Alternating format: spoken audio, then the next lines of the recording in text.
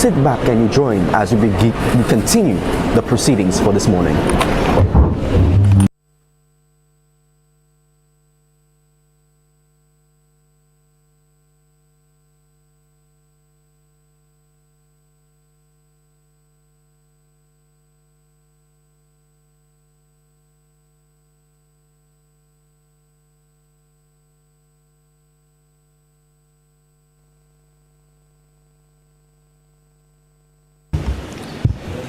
Members, when the House last rose, we were debating suppression of crime bill.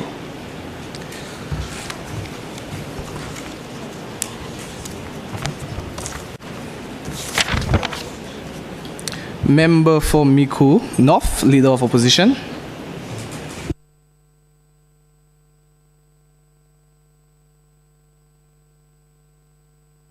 For you, allow me to greet everyone who has accepted the call of duty to serve our great nation.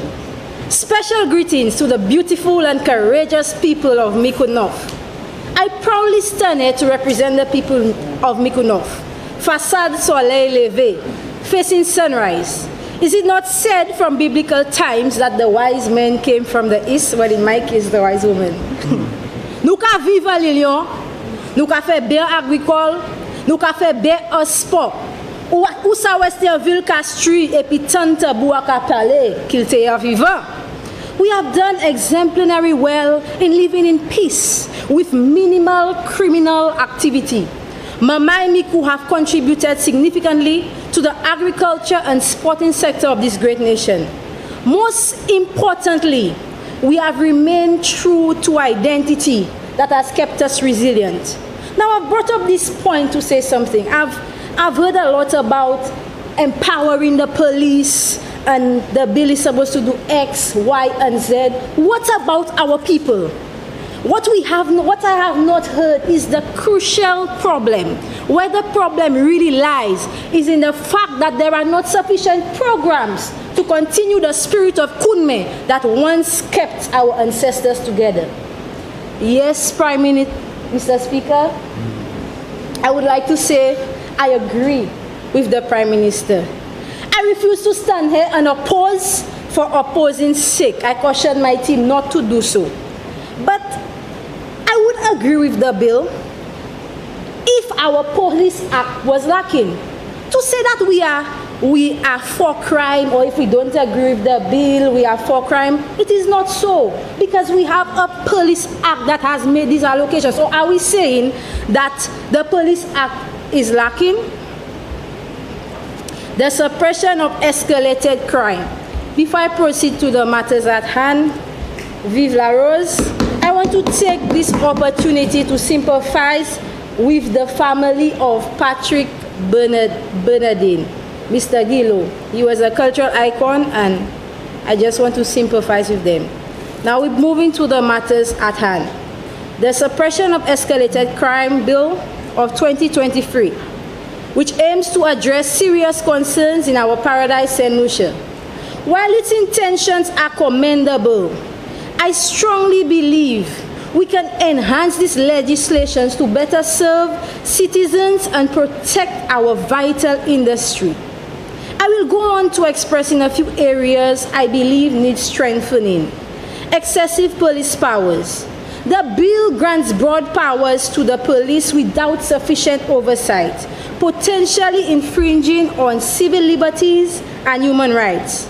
The vague definition of escalated crime in Clause 2, it is open to interpretation, which could lead to the abuse and misuse of powers.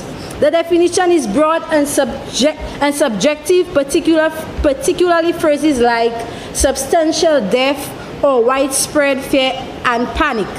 The vagueness could allow for liberal interpretation. While I do not doubt our police force is full of noble men and women, we must not leave anything to chance for the few that are rotten. Reputational damage, even if rarely used, the existence of these powers could harm St. Lucia's reputation as a peaceful, welcoming destination. We may quickly ask, Don't they themselves have crime in their country? No, but by international standards, we have been labeled a place of peace. For example, when you hear certain crimes in countries like Jamaica, you don't feel a sense of surprise. But if a certain thing were to happen in St. Lucia, you would feel a sense of surprise. I could stand and lament on so many ways this bill can put us at a disadvantage. Mais moi pas kay faire justice si moi kay seulement parler à sous ça qui pas border. Les la ni solution pour faire plus cordial. So what I'm saying, Mr. Speaker, of course we don't want to see the escalation of crime. But I believe we have to dot every I and T and ensure that it is the best. So like a good teacher would say, even when you propose or you put something good, there is always room for improvement. So no, I am not opposing. I am a St. Lucian, a very proud one. And the criminals, remember that the criminals are also St. Lucians. And sometimes we have failed some of our citizens. I recognize the need for robust tools to combat crime. However, we must balance this with safeguarding civil liberties and maintaining St. Lucia's reputation as a welcoming destination. I propose the following amendments to the bill. Let us refine the definition of escalated crime in Clause 2 to provide a more specific and measurable criteria. This will ensure consistent application and prevent potential overuse. Let us talk about judicial oversight. Introduce a requirement for swift judicial review of areas designated. This would add a crucial checks and balance. Tourism protections include clauses that require consideration of impacts when implementing the bill's powers. This could be by consulting with the Ministry of Tourism before designating areas with significant tourist activity. Rights and protect mandate regular public reporting on the use of powers granted under this bill, ensuring accountability and allowing ongoing assessment of its effectiveness. Mr. Speaker, I must commend the Prime Minister for wanting to create various ongoing educational programs for the police and for empowering them. But when we speak about empowerment, we are speaking about empowerment of a country. So it cannot be that our officers are the only ones empowered. What about the empowerment of the citizens of St. Lucia? So to go hand in hand with your programs, may I suggest that we also look at how far back we have fallen. Our ancestors and those before us, when we look at the times, there was minimal criminal activity. Why? Because as he said, we had a sense of unity and pride, but there are things that cause that to happen. For example, the keeping of our traditions and our culture, and also empowering our youth to be a part of those activities. Because those young boys that are recruited for crime, they can be recruited for service for our country.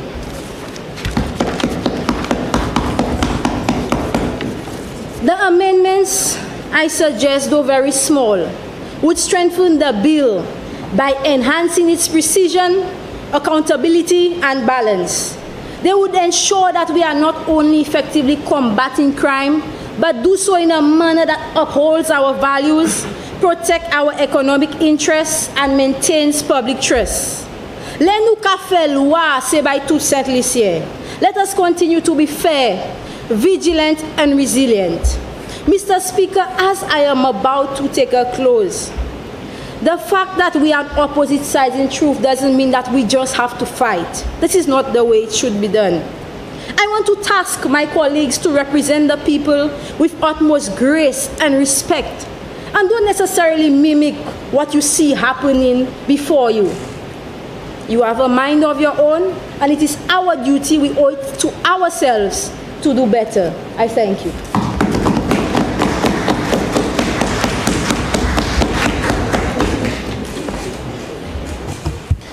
Member for Castries North.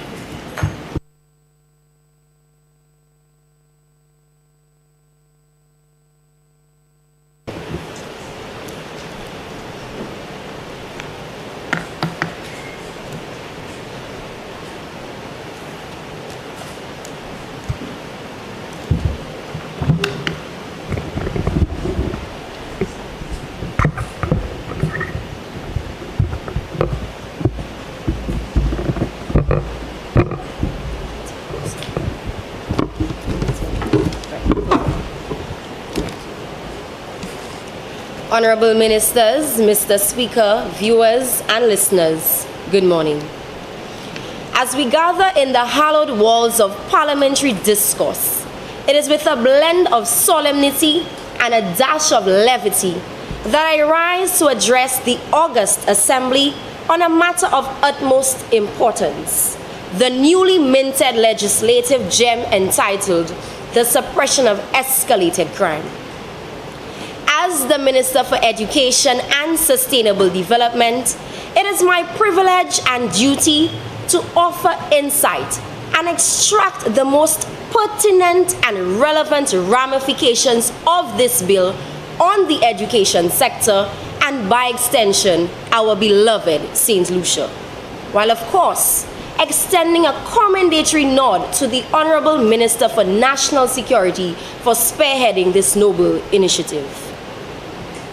In the annals of our nation's legislative history, few bills have elicited as much anticipation and intrigue as the suppression of escalated crime, with St. Lucia's serene shores occasionally marred by the specter of criminal activity. The need for robust measures to combat this menace has never been more pressing. Mr. Speaker, you sit in front of your television screen and you listen to the voices of our citizens echo as they recall the sounds of guns pulsating through the night sky. Some as simple as do-do-do-do-do-do, and others extreme as patow, pow, pow, pow. And naturally, it evokes a bit of laughter. But Mr. Speaker, this is not funny. Sadly, our students are amongst those who contribute to such noise pollution. And so we ought to be proactive and not reactive. The time is now, Mr. Speaker. I say to you in 3 words, the time is now. It is against this backdrop of societal exigency that my government has embarked upon a crusade to endow our valiant law enforcement officers with the requisite powers to vanquish the scourge of crime from our schools and our streets. This leaves me with the pleasure, Mr. Speaker, to add my voice to the importance and effectiveness of this bill, particularly in the education sector. Mr. Speaker, you and even the opposition are left with very little choice but to agree that the ongoing surge in criminal activity has and continues to have a profound impact on education. First and foremost, considering the provisions made within this act to allow police officers to stop persons is an integral measure in enhancing citizen safety and security. The ability to stop a person, divert road users, regulate pathway use, and set up cordons allows our law enforcement officers to respond quickly to potential threats, preventing criminal activities from being successfully executed, and thus inevitably taking us one step closer to mitigating the occurrence of criminal activity in St. Lucia. Having done this, Mr. Speaker, our officers can now ensure that routes to and from school are safe for our students. Mr. Speaker, in keeping with the alarming increase in criminal activities, if our officers take up the decision to cordon areas like Mikud Street near KFC, Bridge Street near Blue Coral Mall, High Street near the CDC, all of which are catalysts for the fruition of criminal activities, then naturally our crime rates will decrease. Mr. Speaker, let us flash back to the days where sending our children to school was safe. Quite frankly, that is not the case to date. And so, Mr. Speaker, the freedom to now access buildings, particularly our schools, draws our law enforcement officers closer to saving lives. Mr. Speaker, our officers can now get into our schools for a period that allows them to exercise their duties responsibly in accordance with the relevant provisions made by the Education Act. Amongst these may include searches, suspension of weapons, detention, and even possible arrests if the need arises, all in an effort to quell the incidents of in-school and out-of-school criminal activities. Naturally, Mr. Speaker, an increase in police presence can serve as a deterrent to young individuals who wish to pursue criminal activity, not just in schools, but beyond the classroom. Mr. Speaker, not only does this create a safer working environment for teachers and students, but beyond that, it serves to potentially lessen the incidence of criminal activities amongst school students beyond the classroom, contributing to the maintenance of social order and stability within our local society, which of course is the overall goal of this. Finally, Mr. Speaker, although the closing of school premises is not to the advantage of our students at the various schools, it is oftentimes the next best step to addressing the issue of crime in our schools. Mr. Speaker, I'm sure you recall a few months ago the disturbing news of a chopping incident and attempted shooting incidents at our schools, a place where, as indicated earlier, is supposed to be a safe space for our students. Imagine, Mr. Speaker, the trauma these incidents introduced. Therefore, the absence of the power to close such premises and temporarily suspend instruction is without a doubt to the detriment of our future doctors, lawyers, nurses, and parliamentarians. And so, like always, in my capacity as the Honorable Minister for Education, along with my government, ought to take the steps that will work in the best interest of our teachers and our students. Mr. Speaker, are we going to continue to take steps that would fuel criminal activity, particularly in our schools? Or is it quite the contrary? Additionally, closing places where individuals or gangs target or gather can weaken their influence and reduce gang-related violence and recruitment, especially with this ongoing trend of gang rivalry amongst our students.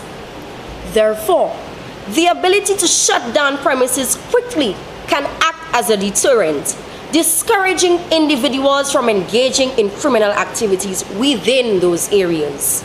More so, the relevant authorities can focus on high-risk areas, ensuring that resources are used efficiently to tackle crime hotspots. Mr. Speaker, this decision by my government is no easy one, yet it's another effective step geared at suppressing escalated crime both in our schools and beyond such parameters. Mr. Speaker, having mentioned all of these, I must admit that the effectiveness of this bill is endless, but of course, I have no intention of exhausting you till night falls. Rest assured, Mr. Speaker, that as stewards of the nation's future, my government's approach to addressing the pervasive issue of criminal activity through the introduction of this bill is an initiative worth applauding. There is this popular saying which says, it takes one person to make that difference. But I'll tell you what, Mr. Speaker, it takes my government to make our schools and our St. Lucia a better place. I know my friends opposite me are at the edge of their seats waiting to criticize. But I'll tell you what, Mr. Speaker, I listen to what the critics have to say, but I'll tell you what, a critic is a man who knows the way but cannot drive the car. With these words, Mr. Speaker, I yield the floor to my esteemed colleagues, confident in the knowledge that our deliberations today shall pave the way for a brighter tomorrow. Literally.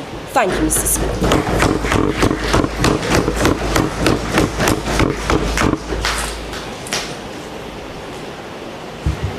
Member for Grosile.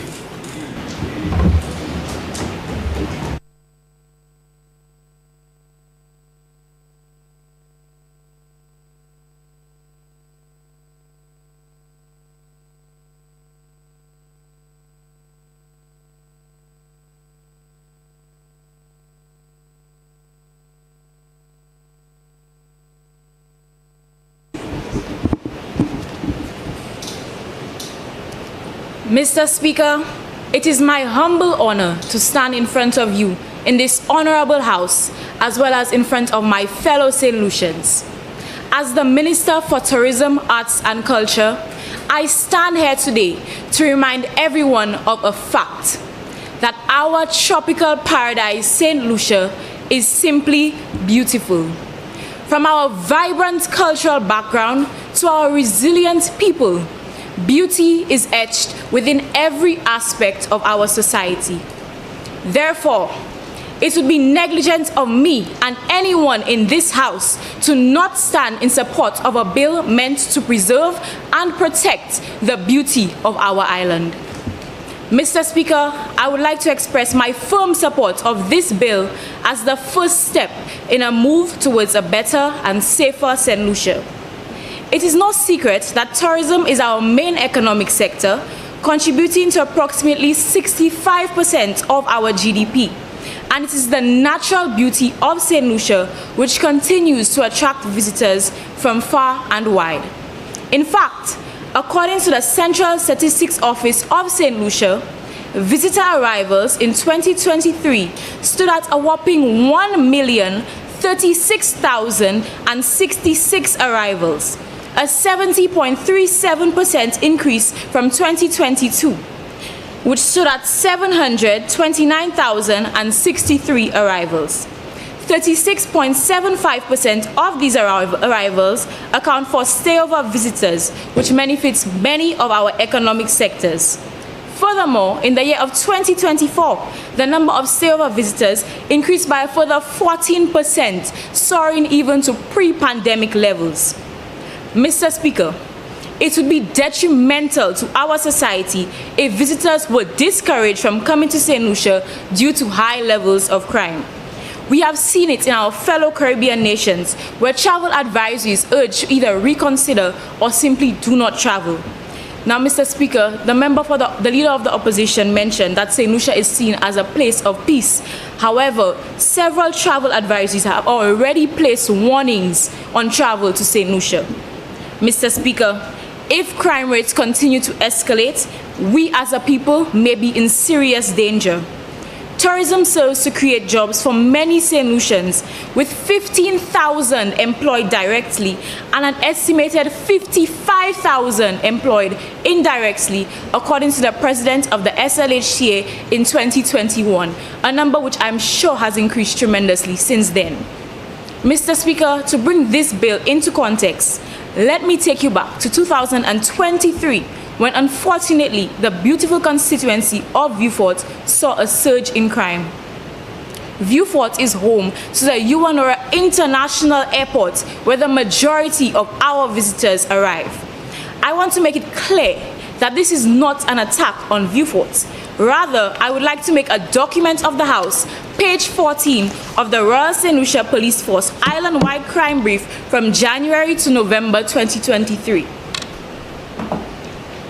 This illustrates that 30%, which is the majority of the murder distribution for 2000 and 2023, was found in Vieux Fort.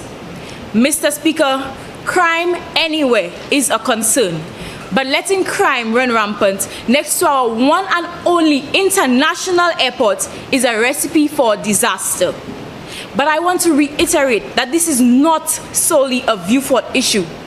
According to a press conference held by the Royal St. Lucia Police Force in November of 2024, the RSLPF recorded 1,699 offenses between January and October 2024, more than the 1,643 offenses recorded in all of 2023. The Central Division recorded the majority of serious crime, accounting for 59% of the total incidents. The Northern Division followed with 21%, while the Southern Division made up 20% of the total cases. When accounting for murders, the Central Division also accounted for the most murders for that period, with 28 cases making up 42% of the total recorded cases, while the Northern Division followed closely with 24 cases, or 36%. the Southern Division recorded the least number of cases with a total of 15 murder cases, or 23%, which I attribute to the efforts of our hard-working police officers. But Mr. Speaker, the question is, where are our people supposed to feel safe?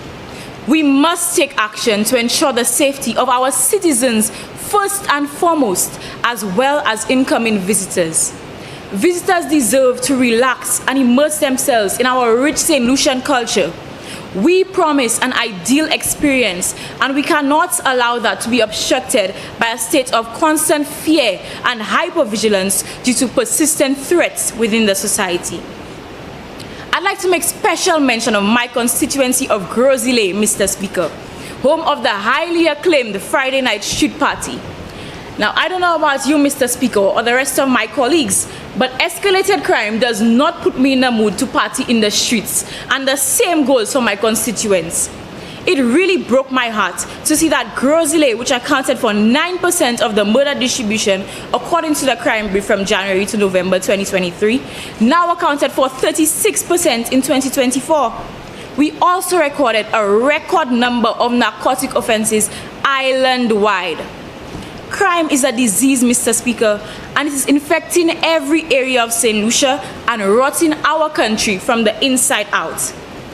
Our island, though mighty with our 2 Nobel laureates and 2 Olympic medals and 1 Julian Alfred, we might forget, but St. Lucia is not that big, and crime anywhere has ripple effects throughout our entire nation, which brings me to another reason for my support of this bill. This bill allows for the isolation of crime in specific areas which the Constitution of St. Lucia does not directly make provisions for. Each constituency should not have to suffer for the misbehavior of one particular area. The instability caused by effecting an island-wide state of emergency has expansive impacts on all of our economic sectors, but especially tourism. This obstructs the work of the 55,000 people employed in tourism. And Mr. Speaker, unsatisfied tourists are tourists which do not tip and do not return to St. Lucia. This bill will allow for the continuation of business in some areas while simultaneously allowing our police force to combat escalated crime in other areas. Mr. Speaker, I'd like to bring your attention to an article which was published in July of 2023 by Caribbean News Global entitled, "No One is Safe in St. Lucia." Can you imagine searching the name of our beautiful island and this is the result which pops up? That is unacceptable, Mr. Speaker. Honorable Member, you have 5 minutes left to conclude your contribution. Speaker. The worst part is the direct quotes articulating the cries of the St. Lucian people that, quote, "crime is big business in St. Lucia," end quote, and that they, quote, "do not feel safe going to work daily," end quote. We have a problem, Mr. Speaker. This is not to say that the Police Act is lacking, as the opposition has implied, but rather circumstances have changed and we as a government must respond accordingly. A lack of safety is devastating to our culture, especially our celebrations. Journée Créole festivities, Independence Day celebrations, even a simple lime at the beach, all of that will be at risk unless crime is effectively managed. Not only is our culture at risk, but so are our artistic endeavors. A society run by fear does not make room for freedom of artistic expression or community building. Mr. Speaker, I dream of a reality, especially within my constituency, where we all come together to celebrate the arts, our musicians, our dancers, our sculptors, our designers. This is one of the goals of our Jazz and Arts Festival, as well as the Carnival celebrations, and criminal activity endangers all of this and all of us. Mr. Speaker, I'd like to close by reiterating a quote mentioned by the Honorable Member for Vieux-Fort North. "He who does not prevent a crime when he can, encourages it." And I don't know about the rest of my fellow members, but I refuse to encourage criminal activity in our beautiful country. And that is why we must stand in support of this bill. Thank you, Mr. Speaker.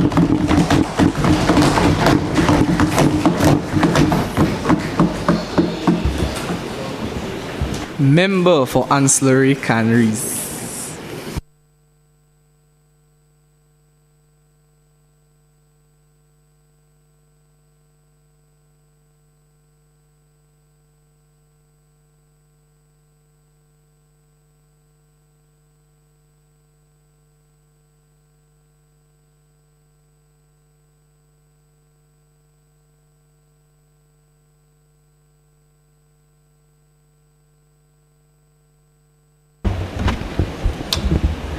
Bonjour, Monsieur Speaker. Bonjour tout le monde. Tout le monde parlement assis ici aujourd'hui.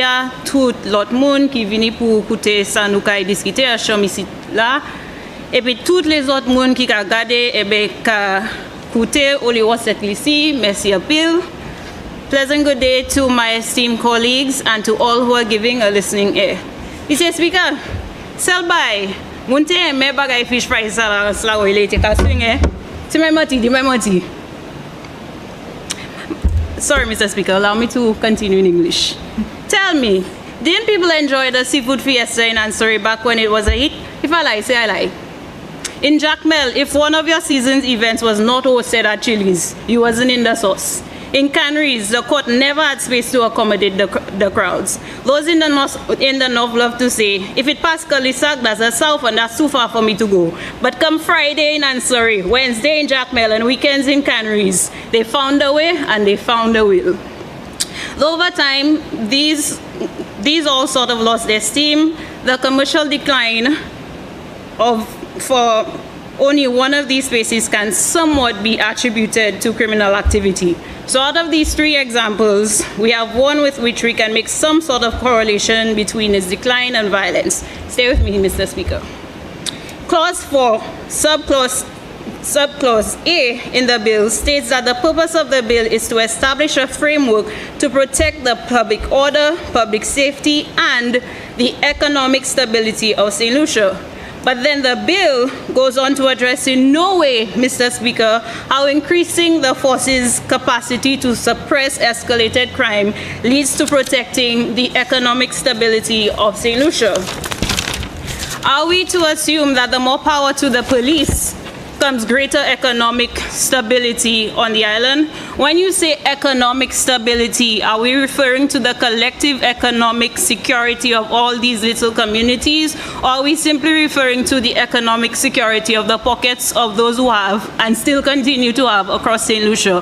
Who or even what is this bill protecting when all is said and done? Now, while the Lyman spot may have moved elsewhere in Canneries and the old ones are making a comeback in Ancillary and Jackmel, there is no real evidence to suggest that violence in any of these areas had been the direct cause for the decreasing numbers that occurred. When it comes to St. Lucians taking a trad to go find the water, or for ensuring that the tea boutique or the street side vendors or the cabaret owners make a decent dollar, criminal activity has not been a primary deterrent in achieving such. Outside my constituency, Mr. Speaker, there are pockets within certain communities where criminal activity is thriving, yet we find events being held on large scales in those communities that are still wildly successful. But we look at what goes on in Viewfort, for example, where events are being sold out, yet those promoters are being refused permits and other necessities for executing these events based on the simple reason that the town is considered a war zone. We see the hypocrisy and we see the biases. Moreover, Mr. Speaker, considering that on a wider scale, there have been spikes in St. Lucia's tourism economy, in spite of the level of criminality taking place in the country, it is disingenuous to conflate the two. The reality is that there is a plethora of working factors that need to be prioritized and addressed head-on when combating crime and economic development simultaneously, and this bill does not do that. The issue of combating crime involves way more than what is proposed in this bill. For example, the implementation of proper policies for youth development, and the reform of the laws that already exist that govern the police force and the judicial systems that deal with the criminals and the criminal activity. At the end of the day, yes, I wish for the crime rate to be mitigated. Yes, I want police officers to be able to serve and protect to the best of their abilities. Yes, I want economic prosperity in my constituency and in my country as a whole. Mais dis-moi, Monsieur Speaker, dis-moi, mon parlement pour sous discussion. Qui manière si police nous slawe bawe chimère pour l'examiner machine et bien qui ça manière yo ni droit pour baisser crime car ça mène stabilité économique à poche jeune slawe. How will a lockdown on a property in canneries aid in the stability of the country's economy? Thank you.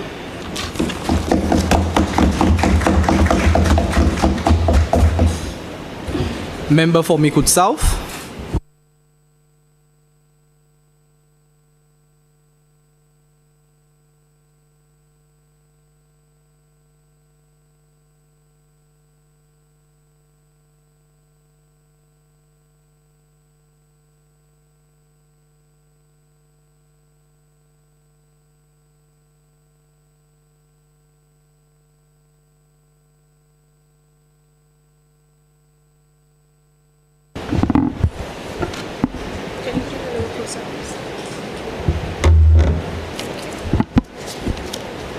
Thank you, Mr. Speaker.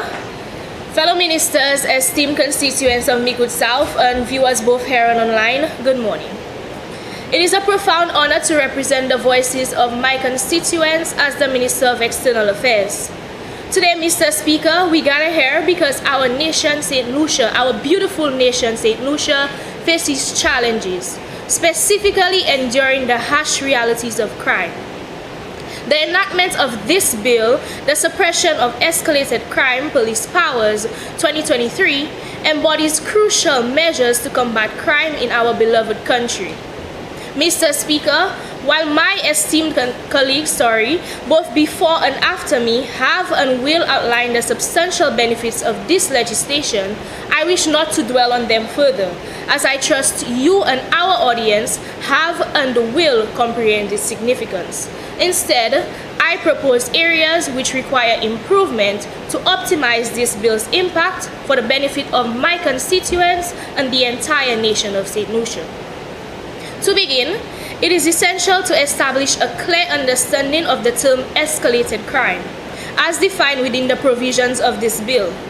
According to the bill, escalated crime refers to, and I quote, an action or omission that constitutes an offense and is punishable by law that A, causes substantial deaths and widespread fear and panic and interrupts business activity in a particular area. B, constitutes a serious offense in a particular area, and C, disrupts the peace, protection of life and property of individuals. The inclusion of serious offenses in a particular area without a clear distinction between the types of crimes could result in disproportionate punishment for lesser crimes. For instance, a violent crime committed in a lower economic area would be given priority over a white-collar crime committed in an affluent commercial district. However, according to this bill, they are to be treated with the same level of severity. For example, a violent assault in a low economic neighborhood is classified as an escalated crime, while a white-collar fraud case would be dealt with less severity. Hence, Mr. Speaker, the question is, are the police officers taking into account the consequences of all categories of crime and addressing each crime appropriately? Mr. Speaker, while the bill under discussion aims to empower law enforcement to better ensure citizen safety, it is essential to emphasize the distinction between empowering police officers and the potential for abuse of that power. Granting increased powers should be accompanied by robust oversight mechanisms and clear guidelines to prevent misuse. Like my mother always tells me, she give me an inch, I'll take a mile. Therefore, as we consider empowering our police officers, we must concurrently strengthen accountability measures. This includes regular audits, transparent reporting of police actions, and mechanisms for citizen complaints and oversight. By doing so, we can ensure that increased police powers are wielded responsibly and in accordance with the rights of citizens under our St. Lucian Constitution. Furthermore, let's take a look at my ministry. It is important to emphasize and develop Part 4, Section 20, which states, and I quote, "For the suppression of escalated crime, the minister may make an arrangement with security forces outside St. Lucia. A security force engaged under subsection 1 is deemed to have the requisite powers under this Act." Mr. Speaker, it is not only necessary for us to develop this part of the bill, but provide adequate funding to support this section, as it is of great significance in curbing crime in our beautiful St. Lucia. First, aid from external forces, like, say for example, the regional security system, is less likely to be influenced by local politics, corruption, or personal relationships, ensuring a more impartial and unbiased approach to law enforcement. Mr. Speaker, we must remember that our police officers, they are humans as well. Often, they are afraid to provide crucial evidence to secure convictions because not only are their lives threatened, but the lives of their mothers, fathers, children, husbands, and wives are also at risk. Furthermore, high crime rates, particularly organized crime, corruption, and homicide, may discourage foreign investments and economic partnerships. Hence, countries with weak law enforcement agencies may struggle to attract international businesses. Mr. Speaker, as a developing nation, we simply cannot afford to jeopardize valuable investments from metropolitan regions, which is why we need to ensure that we are taking the necessary steps in assisting the police officers with their duties. Mr. Speaker, we must take into account additional personnel, equipment, and artillery, as well as increased resources, all of which are crucial for enhancing law enforcement capabilities. This support not only strengthens operational effectiveness, but also fosters greater trust and confidence in law enforcement agencies among citizens. By ensuring that law enforcement has the necessary tools and manpower to address crime effectively, communities can feel safer and more secure, encouraging collaboration and cooperation between the public and law enforcement authorities. Mr. Speaker, like the Honorable Prime Minister stated, police officers need to be equipped with more effective, non-lethal methods and techniques to detain individuals safely, thereby minimizing the need for lethal force that can lead to fatalities. For example, Mr. Speaker, consider young Kendall Hippolyte, commonly known as Foodie, and Cash Pumfield from the constituency of Micoud South. The lives of both these individuals could have been saved if lethal firearms were not the primary weapons used by police officers. As I end, Mr. Speaker, I quote the words of Devante Adams. I mean, I grew up with nothing. Crazy crime rates, exposed to a lot of stuff that a young kid shouldn't be. Obviously, I would have loved to feel a little bit safer at times. End of quote. Mr. Speaker, let's ensure that no child, no youth, no adult has to be exposed to the ugliness of crime by getting ahead of the problem today. I thank you.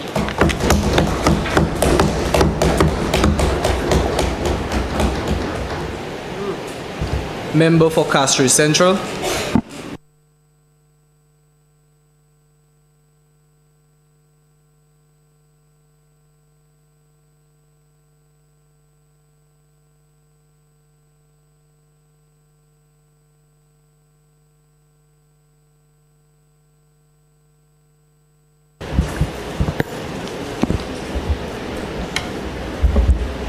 Mr. Speaker, honorable members, will we take decisive action to curb escalating crime, or will we continue to watch the criminals tighten their grip on our communities? Crime is no longer a distant concern, it is a daily reality. On January 31st, 2025, a 5-year-old child and 3 individuals were brutally trapped in Industry Choiseul. On January 24th, a tourist was robbed outside a supermarket in Castries. These incidents are not isolated. They represent a disturbing pattern of escalating lawlessness, one that threatens public safety, economic stability, and our nation's reputation. Mr. Speaker, let us look at hard numbers. In the first 6 months of 2024, St. Lucia recorded 40 homicides. Mr. Speaker, in the first 3 weeks of 2025, we have already recorded 3 homicides. This is unacceptable. Castries Central, the heart of St. Lucia, is where businesses thrive, tourists explore, hundreds of children attend school, and thousands of St. Lucians earn their living. And yet, it has also become a breeding ground for criminal activity.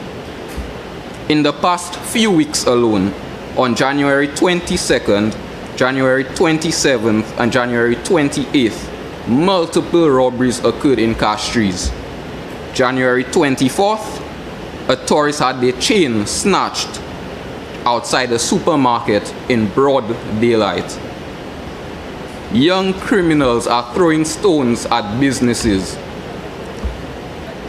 2 primary school boys, barely the age of grade 3, filmed themselves flashing gang signs and representing numbers.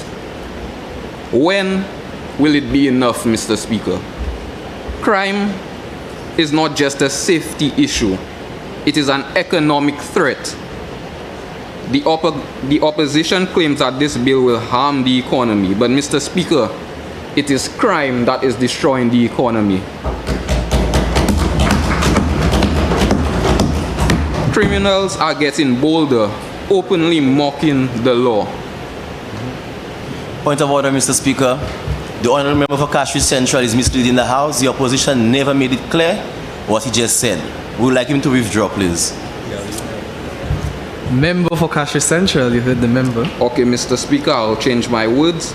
The opposition mentioned that this bill will not help the economic stability. But Mr. Speaker, like I said, crime is destroying our economy. Mr. Speaker, the criminals are openly mocking the law. Mr. Speaker, I saw a post, quote, St. Lucia has no law, end quote. They believe they can operate without consequences. Mr. Speaker, shootings are happening in broad daylight. Just last month, a shop in Castries was robbed by young men. Days later, another robbery took place. They are also targeting our tourists. Mr. Speaker, what about the small businesses owners that are having the thrown stone at their storefronts in these activities? What about the primary school in Castries Central that are seeing these criminals partake in such activities? Mr. Speaker, our capital city must remain a place of commerce, safety, and opportunity.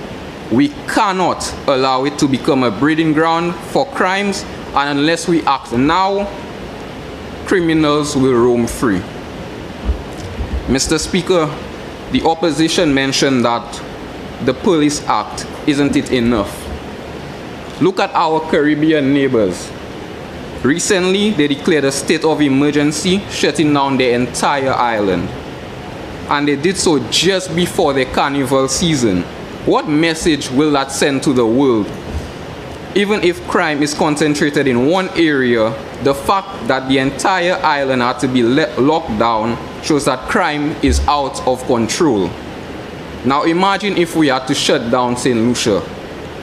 Businesses will be forced to close, and like the member of Grosile said, it would cripple nightlife. You will no longer feel safe to go Grosile Friday night. This will lead to productivity plummeting, and our economy would grind to a halt. This bill will prevent that from happening. Instead of forcing a shutdown, it now allows us to designate specific areas as escalated crime zones and target criminal activity without disrupting the entire communities, well, the entire country. Mr. Speaker, Our law enforcement officers are doing their best, but we need to give them tools to succeed. Recently, there were traffic operations just last week in January. 175 vehicles were stopped, 8 vehicles were searched, 14 individuals were searched and cautioned, 6 vehicles were impounded, 8 pairs of scissors were seized that are commonly being used in street crimes. 3 individuals were arrested, 2 for theft and 1 for a fraudulent license. Mr. Speaker, even the Road Safety Department had to intervene in a robbery on January 28th. Mr. Speaker, when even traffic officers are stepping in to fight crime, you know that the problem is severe. And yet, the opposition opposes this bill. I have listened carefully to their arguments, and I ask them this. If you do not support this bill, what is your solution? How do you plan to stop criminals from terrorizing our communities? How do you plan to prevent another 5-year-old from becoming a victim of a brutal violence? Will you tell the victims of violent crime that we should just wait and see? Will you tell business owners to close their shops early and hope for the best? Will you tell the tourists to stay away until we figure something out? That is not leadership, that is negligence. Mr. Speaker, Honorable Member, you have 5 minutes left to conclude your presentation. silence is not a solution. Doing nothing is not an option. Mr. Speaker, St. Lucia is on a world stage. We just won a Grammy. We just won an Olympic gold medal, and we continue to dominate in cricket and other activities.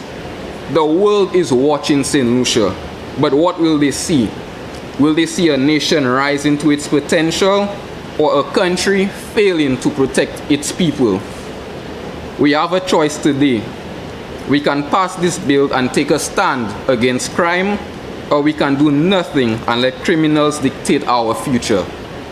Mr. Speaker, I am not here for political games.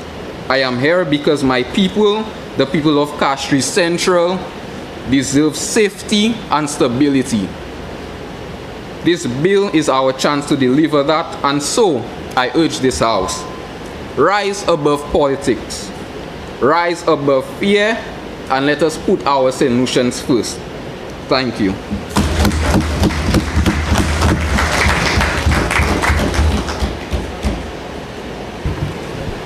Member for Shrewsbury Saltibus.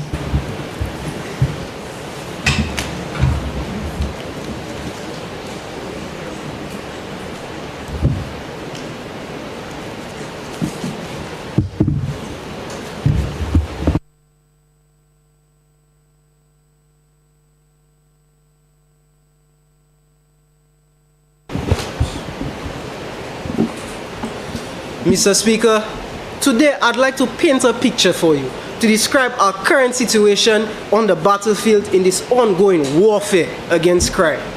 Not only are the enemy forces of crime plaguing our sweet Helen of the West with death and misery, but they are also invading our camps, influencing, infecting, and even claiming the lives of many innocent individuals in our society. Mr. Speaker, it is quite obvious that the crime situation in St. Lucia today is out of hand. Rather, as a nation, we seem to be at its feet, begging for mercy. Moreover, this bill, aptly named the Suppression of Escalated Crime Police Powers Bill, presented in Parliament today, provides our troops with the advanced tactics to deal with these enemy forces, more specifically in areas of escalated crime, to give us the high ground in this unwavering battle. Therefore, I wholeheartedly endorse and support the passing of this bill in an effort to give our soldiers a competitive edge on the front lines of this warfare against crime to ensure public safety, economic viability, and overall welfare. I come before this Parliament today not only as a representative for the constituency of Choiseul Salty Bus, but also as an incredibly concerned individual with the effects of crime situation in St. Lucia and in my constituency alike.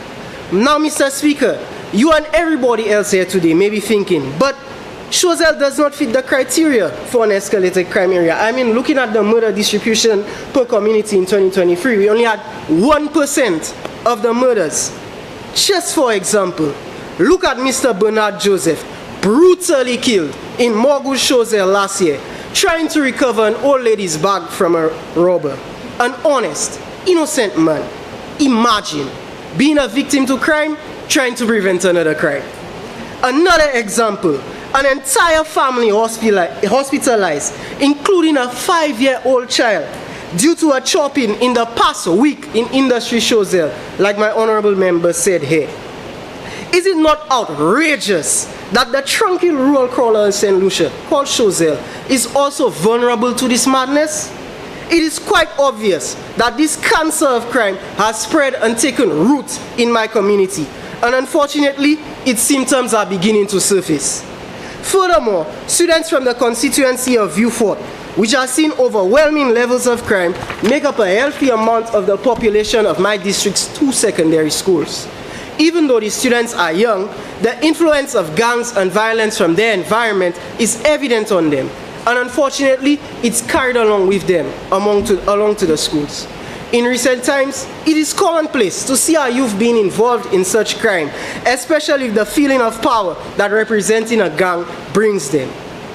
In conversations with individuals from my constituency and those in direct contact with them as well, it has been made aware to me that severe acts of violence and threats, even reporting weapons such as cutlasses, are sadly prevalent in these institutions. What is alarming, however, is that these incidents are more seen between students with affiliations to these gangs in escalated crime areas. With students from my constituency within the walls of these schools, it is with no doubt inevitable that they not only witness, but unfortunately may be influenced by this sort of evil. Mr. Speaker, with this bill, the police have the power to not only restrict such influence from plaguing the students from escalated crime areas, but furthermore, to prevent any manifestation of these influences at school from festering amongst the youth in my constituency and St. Lucia alike. This, therefore, will not only help in the maintaining of a healthy, safe environment that is conducive to learning, but also a healthy, safe environment that is conducive to the welfare and life of its inhabitants, especially in my community of beautiful Choiseul Salty Bus. Speaking of education, Mr. Speaker, I'm sure the Minister of Education will agree that the education system is crucial in this war against crime. As stated by former Nobel Peace Prize winner, the late Nelson Mandela, education is the most powerful tool which you can use to change the world. I would agree that this weapon plays a critical role in this battle, along with social programs and empowerment for our youth. However, long-term action cannot be taken into consideration now when the difference between life and death is in the blink of an eye. This is why I believe that the Police Powers Bill is vital to our country, as it allows for short-term actions to be taken to control what is currently within the range of our police. St. Lucia recorded a staggering 77 homicides in the year of 2024, with most of them being attributed to the rampant gang violence taking place in such areas of high crime, according to the Royal St. Lucia Police Force. Mr. Speaker, do you think that education is the best course of action that we can truly take right now to solve this issue? By the time the sufficient curriculums and programs have been implemented, the damage done will be irreversible. People are dropping like flies, Mr. Speaker. Hence, short-term actions such as this bill must be taken now, for the present, in order to truly see escalated crime being suppressed in an effective manner and in a timely manner as well, before it is too late. Furthermore, on the point of economic viability, escalated crime does not only mean murder, but theft, vandalism, petty larceny, and overall activities which may lead to a loss of income. as Minister for Agriculture, Climate Action, Maritime Affairs, and the Blue Economy, it is alarming to the note that the crime situation is so detrimental that it is able to affect both our agriculture and our marine industries. On March 9th, 2023, a shooting took place at the Viewfort Fisheries Complex at around 4 p.m., which left 1 dead, according to the St. Lucia Times. It is unfortunate that the largest fisheries complex in the south of our island is within the borders of the constituency of Viewfort that is sadly being plagued with crime. However, the severity of the crime situation has affected not only the safety of our fishermen and produce vendors, but also their economic welfare. Due to the ongoing crime and lack of adequate suppression from the police force, their hours have to be restricted due to the fear of being victim to the lurking threat of crime. This leads to a decrease in productivity and income, which can be seen in the fish landings for the year 2023 being 70 tons lower than that of 2022, according to statistics from the Ministry of Agriculture, Department of Fisheries. Again, with the Police Powers Act, the force will be able to have the powers to at least suppress the relevant crimes enough to a level where economic viability is maintained for the hard-working people of St. Lucia. In conclusion, Mr. Speaker, the motto of our country's Royal St. Lucia Police Force is to serve and to protect. We can see it pridefully plastered with purpose onto every vehicle in the force's fleet. However, how can the police effectively fulfill their duty to serve and to protect the beautiful people of our beautiful country against escalated crime without the adequate powers to do so? The Police Powers Bill is certainly not an absolute solution to the crime situation in our country, but it serves as a form of mitigation and prevention of crime by our police force as much as possible. Without this bill, our police force is unable to adequately serve and to protect our citizens against escalated crime, as we have seen in the past few years, rendering our troops even more helpless in the seemingly never-ending warfare against crime. Thank you.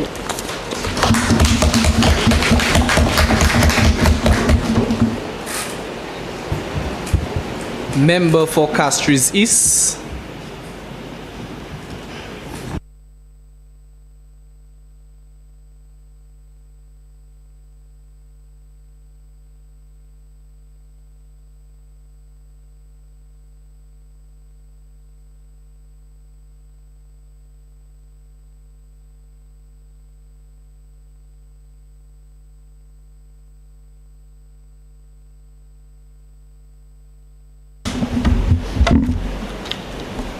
Thank you, Mr. Speaker. I extend greetings to the honorable members of this House and to the spectators in the gallery and online. Mr. Speaker, it is my honor to represent the constituency of Castries East, a gold mine of greatness where the resilience and perseverance of its residents continues to endure, a proud, community-centered people who continue to inspire and shape the future development of St. Lucia. Mr. Speaker, I rise today to voice my opposition to this bill. But before I begin, I would like to echo the sentiments of the Leader of the Opposition, as well as every opposition member here today, that while I am greatly concerned by some of the provisions of this bill, as tabled by the Prime Minister, I do, however, support the intentions behind this bill and believe that a bill like this, albeit a better version, should be enshrined into the laws of this nation.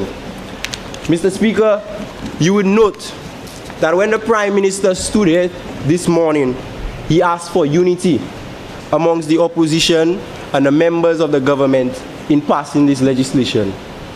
Yet, he and his members opposite immediately resorted to attacking members of the opposition. Mr. Speaker, they stood and they say we are opposing for opposing sake, yet nobody said they oppose the intentions of this bill. And Mr. Speaker, I would like that to be noted. Nobody stated that. Everybody stated that while we believe that a bill like this should exist, we have certain recommendations that we would like to be taken into account. Mr. Speaker, since the Prime Minister wants unity, we, the members of the opposition, are willing to give it to him. Let us adopt the fruits of this debate in the committee stage. The opposition is looking forward to recommend our amendments to this bill. Mr. Speaker, the government would like us to believe that the purpose of this bill is to strengthen our police force. But upon closer inspection, it seems more like an attempt to crown the National Security Minister an unchallengeable despot. And while I acknowledge the need for effective crime suppression, these powers should be balanced with adequate safeguards to protect civil liberties and prevent abuse, something that this bill, brought before us by the members opposite, fails in spectacular fashion to do. Mr. Speaker, Clause 5 of this bill grants the minister the unilateral power to designate an area as an escalated crime area for any period. And while I do recognize that the bill requires the minister to consult the Commissioner of Police before a designation is made, consultation does not mean agreement nor consent. Nothing in this bill requires that the Commissioner agree that there is sufficient reason to designate an area as an escalated crime area. Mr. Speaker, it is my belief that the Commissioner should be the initiator of any request to designate an area as an escalated crime area, and that substantial evidence of escalated crime within that area should accompany any request. Coordination is essential, but concentrating such excessive power in the hands of the minister risks creating an environment for potentially unjust actions to thrive. Mr. Speaker, more concerningly, I would like to draw the attention of my colleagues to Clause 20, an immensely consequential provision compacted into 2 sentences and hidden in the miscellaneous clause of this bill. This clause empowers the minister to unilaterally invite foreign forces into our sovereign nation. Mr. Speaker, this is unacceptable. What is to stop a minister with sinister motives from inviting hostile forces to our nation under the guise of restoring public order?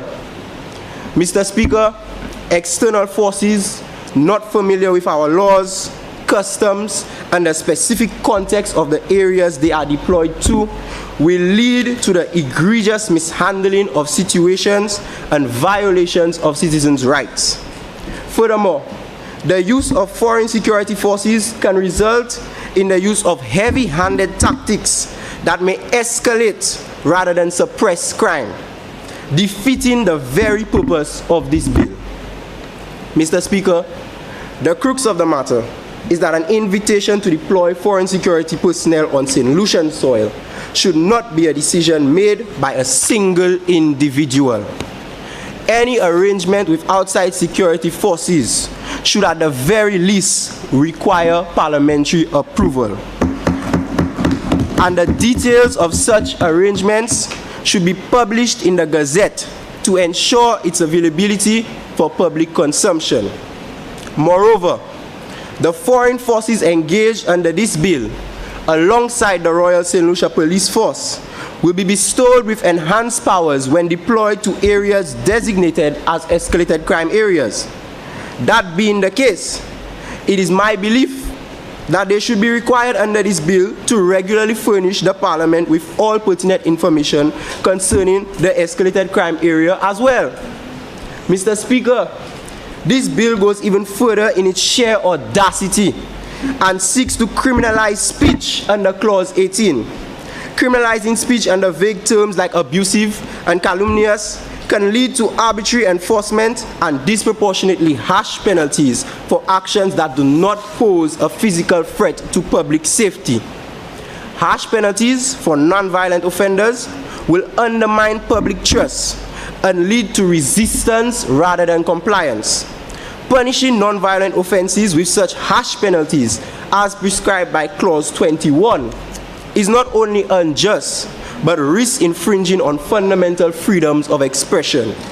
The government, led by the member for Castries Southeast, must ensure that legal responses are proportionate, focusing on serious and violent crimes rather than imposing draconian restrictions on speech. Mr. Speaker, I would also like to point out that the broad definition prescribed to the term escalated crime under Clause 2 of this bill allows for the potential misuse of power and can lead to the suppression of legitimate activities and freedoms. A more precise definition is necessary to prevent discriminatory enforcement. In conclusion, Mr. Speaker, while the suppression of crime is crucial, it must be balanced with respect for individual rights and the establishment of checks and balances to prevent misuse of power. The government must take more measured approaches that enhance police effectiveness without undermining civil liberties or concentrating excessive power in the hands of one person. The urgency of now should not compromise democratic principles and basic human rights. Mr. Speaker, Benjamin Franklin once stated that those who would give up essential liberty to purchase a little temporary safety deserve neither liberty nor safety. And it is with those words in mind that I resume my seat. Thank you, Mr. Speaker.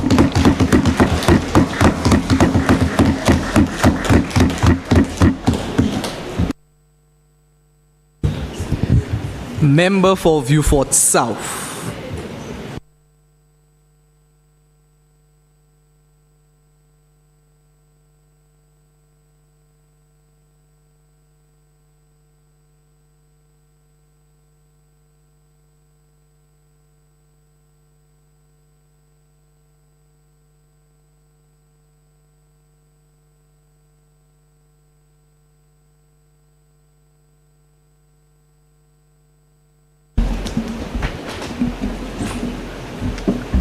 Thank you, Mr. Speaker.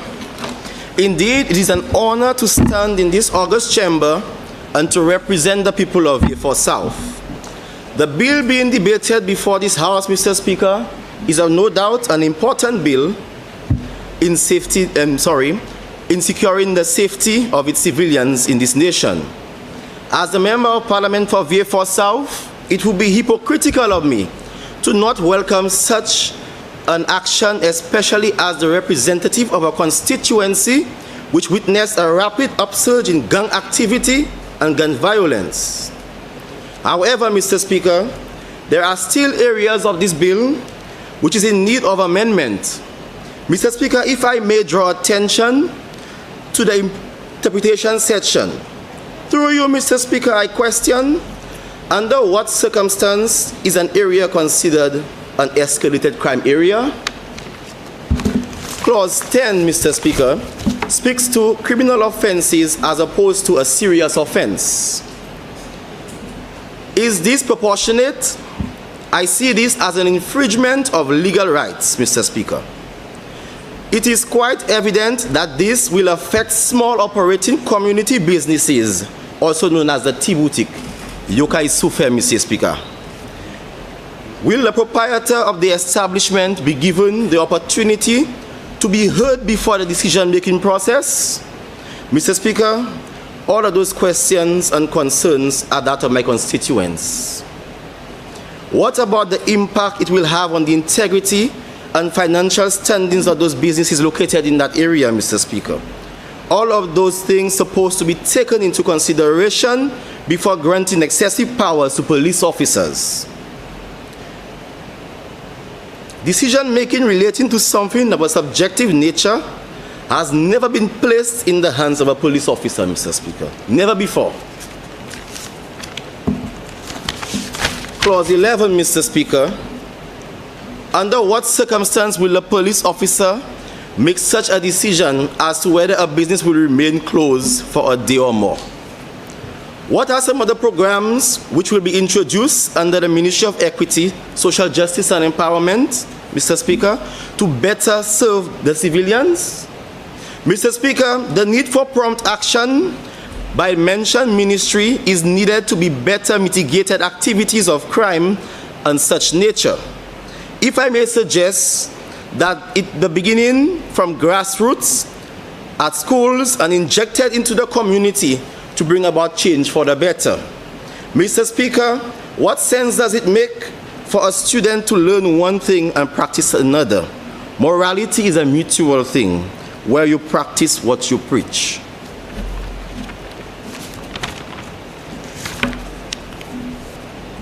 In conclusion, Mr. Speaker, I would like to urge the government to revisit the bill and consider what is being highlighted and recommended by the opposition. There are other bills, Mr. Speaker, that serve the same purpose of this bill, which could have been amended to better serve, Mr. Speaker. The Police Act, for example, and here it highlights some of the very same powers that this bill has, Mr. Speaker. The Firearms Act, the PACE, Police Evidence Act of 1984. All those bills, Mr. Speaker, could have been amended rather than bringing up a new bill, Mr. Speaker. Those very same bills, Mr. Speaker, are still used today, and I would like to see them amended. I am not saying that I am against the bill, but I am against the way they drafted the bill. And it also speaks of reasonable subjective nature, Mr. Speaker. When you make a decision for somebody to take, let me rephrase that statement, Mr. Speaker. When you make a decision for a police officer to label a place, as an escalated crime area, Mr. Speaker, that has never been done before. Wensbury is a leading case when it comes to reasonable period. You need to revisit the Wensbury case. It is a case used in legal systems to date that grants what is a reasonable period. No police officer can determine on his own, neither the Minister for National Security nor the Prime Minister, Mr. Member Speaker. for Grizzly. On a point of order, Mr. Speaker, the member is misleading the House by stating that a police officer can designate an area as an escalated crime area. I would like to ask the member to strike that. Member for Fifth South, you heard the member I for haven't Grizzly. said that, Mr. Speaker. Member. I yield, Mr. Speaker. I take it back. I yield. But, Mr. Speaker, moving forward, I would like to see the government review the bills which can serve the very same purpose rather than creating new bills, Mr. Speaker. Mr. Speaker, in conclusion, I would like to say thank you to the constituents of Vieux South for placing their trust in me. Once again, thank you.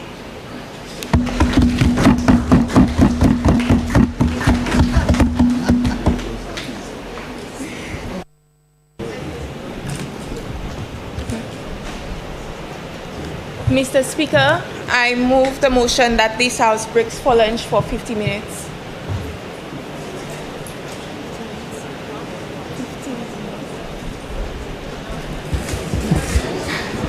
Honorable members, the question is that this sitting of the House be suspended for 50 minutes. I now put the question. As many who are of that opinion, say aye. Aye. As many who are, as many as of the contrary opinion, say no. Wow. The ayes have it, the ayes have it.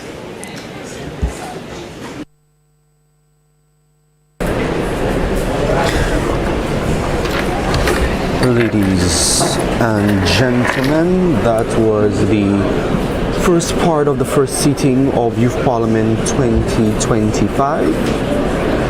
As we now break for a 15-minute recess, you have heard the preposition, you have heard the opposition, you have heard some very interesting and very powerful debates by both sides, and even a point of order being put forth on the table for correction by the opposition member. So this has been a very interactive session. We will proceed after the break period of 15 minutes as we allow parliamentarians to have lunch and then proceed back to the chambers for the rest of the session to conclude the first sitting of Youth Parliament, Lower House. We thank you for tuning in. We thank you for joining us for these interesting discussions. There is much more to come, so stay tuned, and we will be right back after this 15-minute break.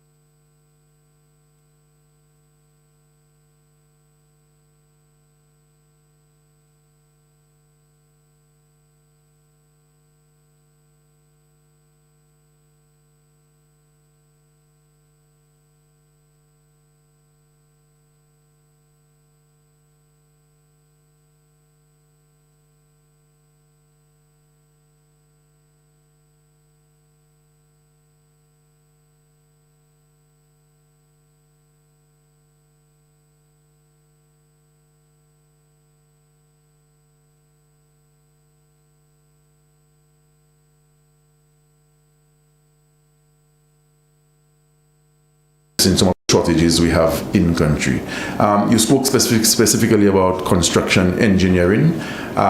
Yes, there's a construction component, but it's at a very basic level. And don't forget that with our TVET schools, the students are CVQ certified, is Caribbean Vocational Qualification, which speaks to a certain degree of competency in any given field or subject area.